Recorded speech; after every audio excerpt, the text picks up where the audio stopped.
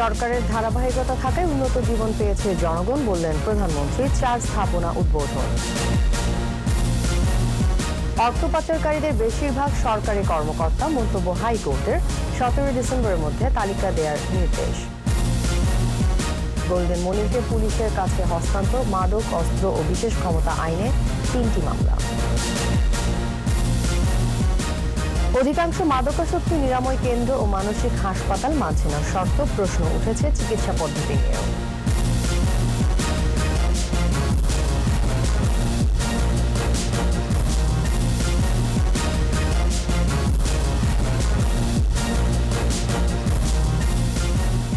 শুনছিলেন press security ইসলামী bank limited সংবাদ শিরোনাম। আমন্ত্রণ জানাচ্ছি দুপুর 2টার 21 সংবাদে, আর আপনাদের সাথে থাকছি আমি তাসনিমা আফিফা। দর্শক, 21 টেলিভিশনের সংবাদ সরাসরি দেখতে পাবেন আমাদের ফেসবুক পেজ www.facebook.com/2124 অনলাইনে। সরকারের ধারাবাহিকতা আছে বলেই জনগণ উন্নত জীবন পেয়েছে, এমন মন্তব্য করে প্রধানমন্ত্রী শেখ হাসিনা বলেন, যোগাযোগ ব্যবস্থা উন্নত হলে আর্থ-সামাজিক উন্নয়নও বেগবান হবে। সার্বিক উন্নয়নকে কেন্দ্রে রেখে সরকার আধুনিক যোগাযোগ নেটওয়ার্ক গড়ে তুলেছে বলেও জানান প্রধানমন্ত্রী। করোনা মোকাবেলার অভিজ্ঞতা কাজে লাগিয়ে দ্বিতীয় তরঙ্গ সামলে ওঠার প্রস্তুতির কথাও জানিয়েছেন প্রধানমন্ত্রী শেখ হাসিনা। আরও জানাচ্ছেন আকবর হোসেন সুমন। মাগুরার মধুমতি নদীর ওপর এলাংখালী ঘাটে নির্মিত হয়েছে 600 মিটার দীর্ঘ শেখ হাসিনা সেতু। আর নারায়ণগঞ্জের শীতলক্ষা নদীর ওপর নির্মিত হয়েছে গোলাম দস্তগীর গাজী বীর প্রতীক সেতু, যার দৈর্ঘ্য 576 মিটার। যশোর খুলনা সড়কের ভাঙা গেট থেকে নাউলি বাজার সড়ক সংযোগে ভৈরব নদীর ওপর নির্মিত হয়েছে 702 মিটার দীর্ঘ সেতু। এদিকে পাবনায় বীর মুক্তিযোদ্ধা রফিকুল আলম বকুল স্মরণে নির্মাণ করা হয়েছে স্বাধীনতা চত্বর। গণভবন থেকে এসব স্থাপনার উদ্বোধন করেন প্রধানমন্ত্রী শেখ হাসিনা।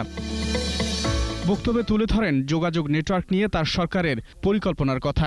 2001-এর পরে যে অত্যাচার নির্যাতন শুরু হলো এবং আওয়ামী লীগ ক্ষমতায় আসতে পারলো না, একটা চক্রান্তের ফলে বাংলাদেশের মানুষের জীবন থেকে আবার প্রায় 8টা বছর পিছিয়ে গেল। 2009 যখন আমরা সরকার গঠন করি, তারপর থেকে ধারাবাহিকভাবে সরকারে আছি বলেই আজকে আমরা দেশের মানুষের উন্নতিটা করতে পারছি। অর্থনৈতিক সমৃদ্ধিতে উন্নত যোগাযোগ ব্যবস্থার গুরুত্বের কথাও তুলে ধরেন প্রধানমন্ত্রী।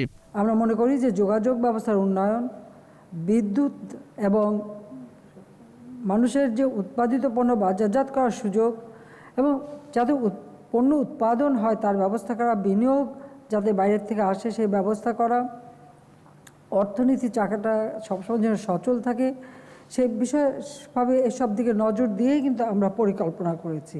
করোনার দ্বিতীয় তরঙ্গ মোকাবেলায় সরকারের প্রস্তুতি এবং অগ্রাধিকার ভিত্তিতে ভ্যাকসিন সংগ্রহ নিয়ে সরকারের পরিকল্পনার কথা জানান সরকার প্রধান।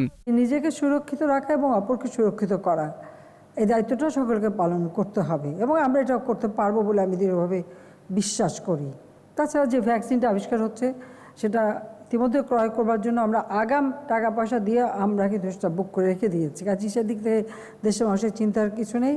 আওয়ামী লীগের দুঃসময়ে পাশে থাকা মানুষের অবদান অনস্বীকার্য বলেও উল্লেখ করেন বঙ্গবন্ধু কন্যা। হয়তো চলে যেতে পারে, কিন্তু একটা মানুষের যে অবদান আমি সেটাকে কখনো অস্বীকার করি না এবং আমি তা করব না। আকবর হোসেন সুমন, 21 টেলিভিশন, ঢাকা। বিশ্বের বিভিন্ন জায়গায় অর্থ পাচারকারী সরকারি কর্মকর্তাদের নাম জানতে চেয়েছে হাইকোর্ট। 17 ডিসেম্বরের মধ্যে এ তালিকা দেওয়ার নির্দেশ দেওয়া হয়েছে। দুদক, স্বরাষ্ট্র, পররাষ্ট্র, এনবিআর সহ বিভিন্ন প্রতিষ্ঠানের 7 জনকে জানাতে নির্দেশ দিয়েছে হাইকোর্ট। যারা বিশ্বের বিভিন্ন জায়গায় অর্থ পাচার করছে তাদের বেশিরভাগই সরকারি কর্মকর্তা, তারা দেশের শত্রু। বিচারপতি নাজমুল ইসলাম তালুকদারের ভার্চুয়াল বেঞ্চ স্বপ্রণোদিত হয়ে রুল সহ এই আদেশ দেন। মানি লন্ডারিংয়ে দুর্নীতি রোধ করতে হবে বলে মন্তব্য করেন হাইকোর্ট। এর আগে পররাষ্ট্রমন্ত্রীর বক্তব্য অনুযায়ী কানাডায় যারা অবৈধভাবে অর্থ পাচার করেছে তারা বেশিরভাগই সরকারি কর্মচারী। 19 নভেম্বর কয়েকটি জাতীয় দৈনিকে প্রচার হলে আদালতের নজরে আসে।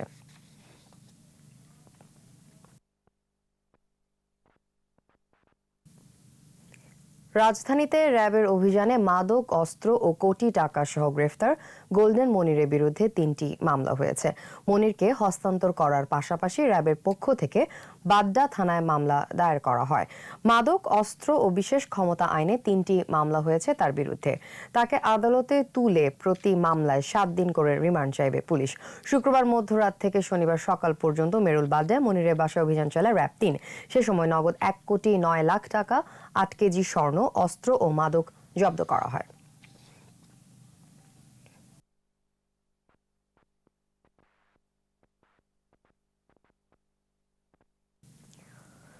ঢাকার 100-এরও বেশি মাদকাসক্তি নিরাময় কেন্দ্র এবং 15টি মানসিক হাসপাতালের অনুমোদন থাকলেও বেশিরভাগই মানছে না লাইসেন্সের শর্ত। 21-এর অনুসন্ধানে উঠে এসেছে অনিয়মের নানা চিত্র। শয্যার তুলনায় অতিরিক্ত রোগী ভর্তি করা হচ্ছে, সার্বক্ষণিক ডাক্তার, নার্স নেই। চিকিৎসা পদ্ধতি নিয়েও আছে প্রশ্ন। স্মৃতি মণ্ডলের 5 পর্বের ধারাবাহিকের প্রথম পর্ব আজ। ক্যামেরায় ছিলেন ইয়াকুব লিটন। দেশের 350 মাদকাসক্তি নিরাময় কেন্দ্রের অনুমোদন আছে। এর মধ্যে ঢাকাতেই আছে 105টি। কিছু প্রতিষ্ঠান মানসিক রোগেরও চিকিৎসা দিচ্ছে। ঢাকায় এরকম প্রতিষ্ঠান আছে 15টি। এসব প্রতিষ্ঠানের চিকিৎসার মান নিয়ে আছে প্রশ্ন। মোহাম্মদপুরের হুমায়ুন রোডের নবাব সিরাজউদ্দৌলা মানসিক ও মাদকাসক্ত হাসপাতালটি 40 শয্যার। লাইসেন্সের শর্ত অনুযায়ী সার্বক্ষণিক 12 জন চিকিৎসক, 24 জন নার্স থাকার কথা, কিন্তু বাস্তবতা একেবারেই ভিন্ন। 24 ঘন্টা 3 জন ডিউটি ডাক্তার থাকে, আর নার্স থাকে 6 জন 24 ঘন্টা। বড় বড় হসপিটালে যেরকম ধরেন আপনি স্কোয়ারে যেরকম ধরেন বড় ডাক্তার চিকিৎসা দিয়ে দেন, ছোট ডাক্তার সেটা পরিচর্যা করেন, এটা সেটা করে। একই এলাকার ঠিকানা সাইক্রিয়াট্রিক অ্যান্ড ডাক অ্যাডিকশন ক্লিনিক অনুমোদন নিয়েই মানসিক রোগের চিকিৎসা দেয়। 20 শয্যার হাসপাতালে 6 জন চিকিৎসক, 12 জন নার্স ও 6 জন পরিচ্ছন্নতা কর্মী থাকার কথা। অথচ 24 ঘন্টায় পালা করে থাকছে একজন চিকিৎসক ও নার্স। ওয়ার্ড গার্ল আছে, ওরা নার্সের মতোই ট্রেনিং দেওয়া। আমাদের মেয়ে ডাক্তার নেই, কারণ এই মানসিক হাসপাতালে মেয়ে ডাক্তার রাখা যায় না।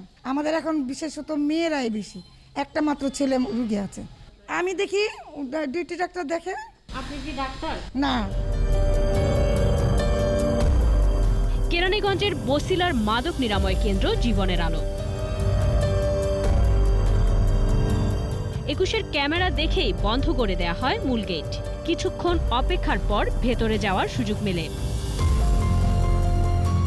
এর পরিচালক জানালেন, মাদক দ্রব্য নিয়ন্ত্রণ অধিদপ্তরের অনুমোদন আছে। 10 শয্যার অনুমোদন থাকলেও রোগী আছে 20 জনেরও বেশি। সার্বক্ষণিক একজন চিকিৎসক থাকার কথা থাকলেও সপ্তাহে 2 দিন আসেন।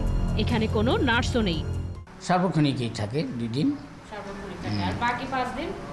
বাকি 5 দিন তাদেরকে, আমাদের তো আসলে এটা তো এডিকশনের ব্যাপার, ফিজিক্যাল তেমন সমস্যা হয় না। তো ইমার্জেন্সি যদি কিছু হয়, এই জন্য আমরা নক করলেও পাই, বা আমরা নিজেরাও খুব অল্প সময় 10 মিনিটের মধ্যে নিতে পারি। প্রতিষ্ঠানটির পরিচালক নিজেও দীর্ঘদিন মাদকাসক্ত ছিলেন। জানান, অভিজ্ঞতা ও প্রাপ্ত ট্রেনিংয়ের মাধ্যমে তিনি রোগীদের কাউন্সেলিং করান। আমি একসময় ড্রাগ ইউজার ছিলাম, নিজেরা সাফারার। তো একজন এডিকের কি অবস্থা, কি ধরন, কি ক্ষতি হয়েছে, এটা আমরা অনেকটা সাফারার, আমরা বুঝতে পারি। দিনের আলো নামের এই মাদক নিরাময় কেন্দ্রটিরও অনুমোদন থাকলেও নিয়মের বালাই নেই। সব মিলে মনে করেন 50 মনে করেন গন্তি জেলায় ফাঁসি হয়, এটা বলে যাম, কথা বলছেন নি, মানে পুরোপুরি দিয়ে আমি করতে পারবো না, কথা বলছেন নি। ডাক্তার তোমার গ্রামে যাদের যেই সব রোগীগুলো ছিল তাদের তোমার দেখেও ওষুধগুলো দিয়ে গেছে, ওগুলো চলতেছে। অনুমোদিত মাদক নিরাময় কেন্দ্র কিংবা মানসিক হাসপাতালগুলোই মানছে না শর্ত। এ অবস্থায় প্রশাসনের নজরদারির দায়িত্বটি বড় প্রশ্ন হয়েই সামনে এসেছে। স্মৃতি মণ্ডল, 21 টেলিভিশন, ঢাকা। মাস্ক পরিধানের মধ্য দিয়ে করোনা ভাইরাস থেকে নিজেদের সুরক্ষা করতে হবে। শীতে এই মহামারী থেকে দেশের মানুষকে রক্ষায় সরকারের নির্দেশনা মানতে হবে। রাজধানী কারওয়ান বাজারে সম্প্রতি বাংলাদেশের মাস্ক বিতরণ কর্মসূচিতে এ কথা জানান তথ্য প্রতিমন্ত্রী মুরাদ হাসান। রিপোর্ট দীপু শিকদারের। সকালে কারওয়ান বাজার এলাকায় পথচারী সহ সাধারণ মানুষের মধ্যে মাস্ক বিতরণ করা হয়। সম্প্রতি বাংলাদেশের এই কর্মসূচির মূল উদ্দেশ্য সরকারের নো মাস্ক নো সার্ভিস নীতির প্রচার। নো মাস্ক নো সার্ভিস, যেটা আমাদের মাননীয় প্রধানমন্ত্রী নির্দেশনা, যে নির্দেশনায় বাংলাদেশের অর্থনীতি, সমাজ, সংস্কৃতি, স্বাস্থ্য পুরোটাই পরিচালিত হচ্ছে। কিন্তু সেখানেও আমরা দেখতে পাচ্ছি যে সামাজিক সচেতনতার অভাব থাকে, মানুষ সবাই মিলে একত্রিত হয় না। এ সময় তথ্য প্রতিমন্ত্রী করোনা সংক্রমণ এড়াতে সরকারি নির্দেশনা মেনে চলতে সবার প্রতি আহ্বান জানান। সারা দেশে এই কর্মসূচিটি যাতে সকলেই মিলে আমরা পালন করি এবং এই মাস্ক বিতরণ এর মধ্য দিয়ে, মাস্ক পরিধানের মধ্য দিয়ে আমরা নিজেদেরকে করোনা ভাইরাস থেকে মুক্ত রাখি, করোনা ভাইরাসকে আমরা প্রতিরোধ করি। পরে প্রতিমন্ত্রী ২১ টেলিভিশনের কার্যালয় পরিদর্শন করেন। এ সময় তিনি বলেন, দেশের প্রথম বেসরকারি চ্যানেলটি বস্তুনিষ্ঠ সংবাদ প্রচার সহ সম্প্রচার মাধ্যম হিসেবে অসাম্প্রদায়িক সমাজ গঠনে ভূমিকা রাখছে। ২১ টেলিভিশন সকল তাদের যে কর্মকাণ্ড যেভাবে চালিয়ে যাচ্ছে, এটা আরও দর্শকের কাছে আরও বেশি গ্রহণযোগ্য, আরও বেশি মনোমুগ্ধকর, আরও বেশি দর্শক প্রিয়তা যাতে অর্জন করতে পারে সেই প্রত্যাশা। আর ২১ টেলিভিশনের অগ্রযাত্রা অব্যাহত থাকবে। মুক্তিযুদ্ধের সপক্ষের এই প্রচার মাধ্যমটির পাশে থাকার কথাও জানান প্রতিমন্ত্রী। দীপু শিকদার, ২১ টেলিভিশন, ঢাকা। এ পর্যায়ে বিরতি নিচ্ছি। স্বাস্থ্যবিধি মেনে চলুন, নিরাপদে থাকুন। বিরতির পর যা থাকবেন। কক্সবাজারে এনজিও কর্মীর বিরুদ্ধে মানহানি মামলার তদন্ত প্রতিবেদন আদালতে।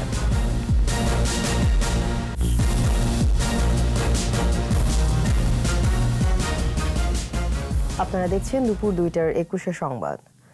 কক্সবাজারে নারী এনজিও কর্মীর বিরুদ্ধে বর্ডার গার্ড বাংলাদেশ বিজিবির দায়ের করা ১০০ কোটি টাকার মানহানি মামলার তদন্ত প্রতিবেদন আদালতে জমা দিয়েছে পুলিশ। কক্সবাজার সিনিয়র জুডিশিয়াল ম্যাজিস্ট্রেট ৩-এর বিচারক মোহাম্মদ হেলাল উদ্দিনের আদালতে প্রতিবেদন জমা দেওয়া হয়। প্রতিবেদন জমার পর আসামির বিরুদ্ধে সমন জারি করেন আদালত। আদালতে বিজিবির পক্ষে উপস্থিত ছিলেন অ্যাডভোকেট সাজ্জাদুল করিম ও জেলা আইনজীবী সমিতির সাধারণ সম্পাদক অ্যাডভোকেট জিয়াউদ্দিন আহমেদ। আইনজীবীরা জানান, বিভিন্ন মাধ্যমে অপপ্রচার চালিয়ে ওই এনজিও কর্মী বিজিবির মতো একটি বাহিনীর মানহানি করেছে।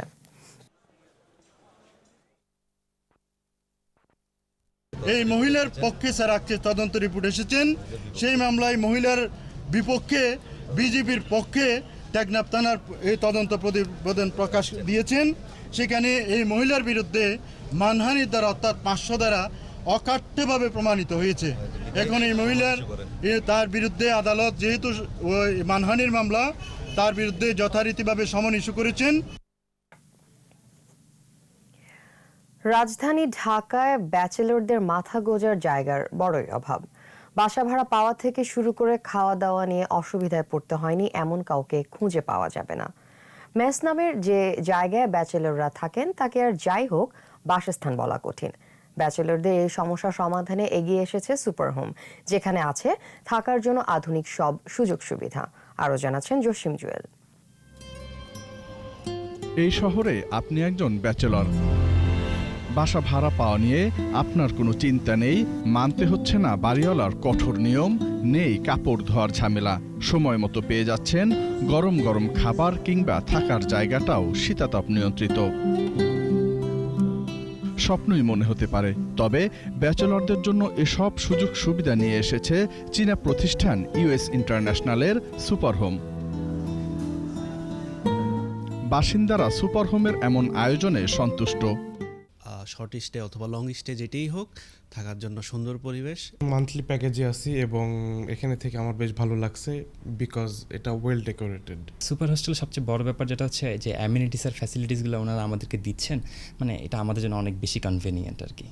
চীনা নাগরিক জিমি ঝ্যাং ঢাকায় এসে থাকার অসুবিধায় পড়েছিলেন, সেই চিন্তা থেকেই গড়ে তোলেন সুপার হোম। এই হোমে আছে বিভিন্ন ভাড়ার রুম, সঙ্গে থাকছে জিম, ওয়াইফাই, 3 বেলা খাবার, ওয়াশিং মেশিন, স্বয়ংক্রিয় মেশিনে জুতা পালিশের সুবিধা সহ আরও অনেক কিছু। When you come to super home, and then you will have a lot of option. From the minimum cost 6,000 taka per month, living inside the AC room, including swimming pool, to a very hygienic and very comfortable and luxury option we also have. আরও বড় পরিকল্পনার কথা জানালেন প্রতিষ্ঠানটির কর্ণধর চীনা নাগরিক। বললেন, শুধু ঢাকা শহরে শতাধিক সুপার হোম গড়ে তোলার পরিকল্পনা আছে তাদের। Our future plan is that you can tell that in the coming 3 to 5 years in Dhaka City, we will open 100 branches. in the Dhaka city. Deputy manager Saiful Islam বলেন, এখানকার বাসিন্দারা 30টির বেশি সুবিধা পাচ্ছেন। সামনে সুযোগ সুবিধা আরও বাড়ানো হবে। এই প্যাকেজগুলোতে আপনি পাচ্ছেন হচ্ছে 3 বেলা খাবার, লন্ড্রি সার্ভিস, এসি রুম, কাপড় ধোয়ার জন্য আমরা ড্রায়ার করে দিচ্ছি। যাবতীয় যত ধরনের সুযোগ সুবিধা লাগে সব কিছু সুপার হোম দিচ্ছে। ঢাকা শহরে সুপার হোমের 6টি শাখা রয়েছে। এর মধ্যে একটি শাখা শুধুই মেয়েদের। সবচেয়ে বেশি গুরুত্ব দেওয়া হচ্ছে নিরাপত্তাকে। বায়োমেট্রিক প্রবেশ সহ সবগুলো ভবনেই আছে close circuit camera. Jasim Jewel, 21 television, Dhaka. শেষ করছি দুপুর 2টার 21 সংবাদ। যাবার আগে ফার্স্ট সিকিউরিটি ইসলামী ব্যাংক লিমিটেড সংবাদ শিরোনামগুলো আরও একবার। সরকারের ধারাবাহিকতা থাকায় উন্নত জীবন পেয়েছে জনগণ, বললেন প্রধানমন্ত্রী। 4 স্থাপনার উদ্বোধন। অর্থ পাচারকারীদের বেশিরভাগ সরকারি কর্মকর্তা, মন্তব্য হাইকোর্টের। 17 ডিসেম্বরের মধ্যে তালিকা দেওয়ার নির্দেশ। গোল্ডেন মনিরকে পুলিশের কাছে হস্তান্তর, মাদক অস্ত্র ও বিশেষ ক্ষমতা আইনে 3টি মামলা। অধিকাংশ মাদকাসক্তি নিরাময় কেন্দ্র মানসিক হাসপাতাল মানছে না শর্ত, প্রশ্ন উঠেছে চিকিৎসা পদ্ধতি নিয়েও।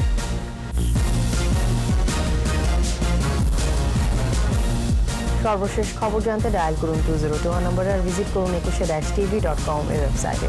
এছাড়া ফেসবুকে লগ ইন করতে পারেন facebook.com/2124 অনলাইনে। পরবর্তী সংবাদ সন্ধ্যা 6টায় দেখার আমন্ত্রণ রইল। স্বাস্থ্যবিধি মেনে চলুন, নিরাপদে থাকুন, 21-এর সাথেই থাকুন।